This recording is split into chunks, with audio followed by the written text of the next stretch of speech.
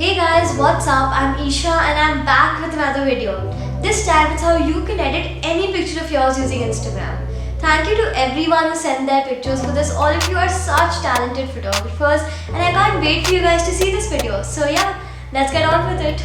So the first picture we have is by Amritansh. It's a really good picture, Amritansh, but according to me it just needs a little bit of spicing up. So let's start off by increasing the brightness. Now the reason we do this is because we will have to compromise on the brightness while we'll be editing the picture further, and we do not want to make our picture look underexposed. Then we move on to structure. So structure I do not like using because it kind of makes the picture look fake, but in this picture I kind of see the petals merging into each other and I want to add some dimension. So just see, now each petal is standing out on its own. Then we move on to warmth. Warmth really works well with these yellow, red, orange shade of colors, and since the picture is based on that, just increasing the warmth will add more color and more brightness to the picture. Then moving on to highlights.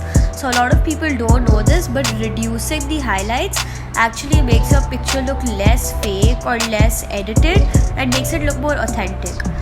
Lastly, we move on to shadows. So what I see in the middle is that it's looking like a little black, so I increase the shadows, and now you can see that the middle also looks well exposed. Finally, moving on to vignette, I just increase this fully because it makes the picture look really good. It adds so much movement to the picture, and yeah, this was the original and this is the edit. Okay, so now we are moving on to a picture clicked by Jayavardhan. Jayavardhan, this is a really good shot. I love how you've put the building in the silhouette, and I'll just be working and taking that a little forward. So in this picture, again we start off with brightness and this time we decrease it. So for those of you who don't know this already, decreasing the brightness can actually increase the contrast in your picture. So if you see, this is with the brightness increased, and this, while you're decreasing it, you're seeing the sun's rays are getting more in focus and the yellow is kind of, accentuated more. Next we move on to warmth.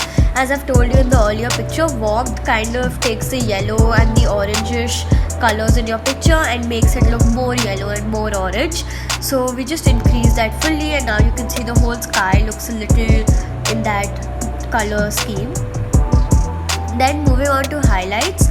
So in this one, I don't think we really have to do anything with the highlights, but I'm decreasing it a bit to just focus it on the authentic part of this picture and making it look a little more raw. Finally, moving on to shadows. So basically the reason I'm going to decrease the shadows in this is because the silhouette is really good on the top, but as you move downwards into the picture, you see that a little bit of the building is showing. So I just want to decrease the shadows so the silhouette looks totally black. And then finally, I won't be adding a lot of vignette to this because it's already very dark, but just adding a little bit of bordering kind of just finishes the picture off like a painting. So this was the original and this is the edited. I personally did not mind the original, but yeah. Moving on to things which you should not be using too much on Instagram, and edits which can totally spoil a good picture. This picture is by Zoya, an amazing shot, and I personally love this photo a lot. So let's see what we can do to spoil this beautiful picture. One is using these filters.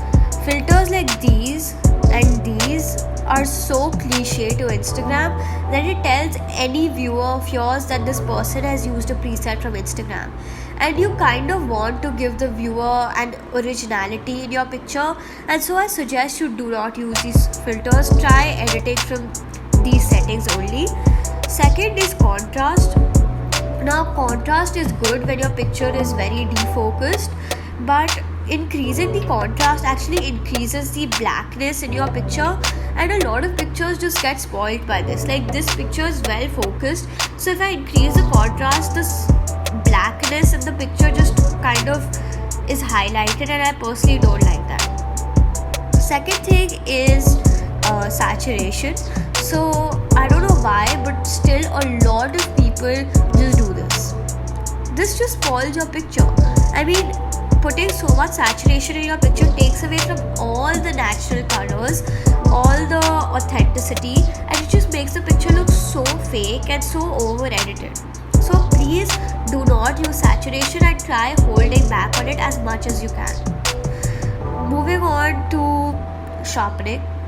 Sharpening is good when your picture is defocused, but personally I don't like this because if my pictures even have a little bit of noise or a little bit of grain, it kind of takes that 100% more. So I suggest that you do not use these. It's completely your choice again, but I've seen that these settings have kind of spoiled a lot of my pictures. So I hope you guys found that helpful, and please let me know in the comments